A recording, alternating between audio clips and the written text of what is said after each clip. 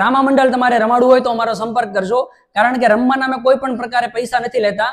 અમારો જે ખર્ચ થતો હોય, વાહન ભાડું, સાઉન્ડ ભાડું અને સંગીતની પાળી, આ ખર્ચ તમારે દેવાનો રહેશે. અને એમાં જે પૈસા આવે એનાથી અમે આવી રીતે સેવાના કાર્યો કરીએ છીએ.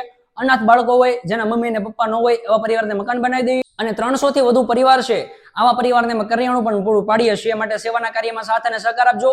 અમે જે કાર્ય કરીએ છીએ રામદેવ પીર મહારાજની કૃપાથી, એમની દયાથી અને એના નામ ઉપર કરીએ છીએ. માટે વિડીયોને વધુમાં વધુ શેર કરજો અને સેવાના કાર્યમાં સાથ અને સહકાર આપજો.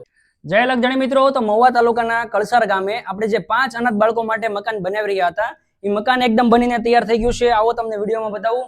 એ મકાન માટે આપણે ટોયલેટ, બાથરૂમ અને 2 રૂમની વ્યવસ્થા કરી છે.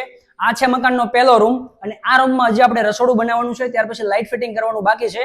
ત્યારબાદ આગળ, અને આ છે મકાનનો બીજો રૂમ. આ મકાન માટે આપણે 2 રૂમ, ટોયલેટ, બાથરૂમ અને રસોડાની વ્યવસ્થા કરી છે. તો આ 5 અનાથ બાળકોનું મકાન તમને કેવું લાગ્યું એ કોમેન્ટમાં જરૂરથી જણાવજો.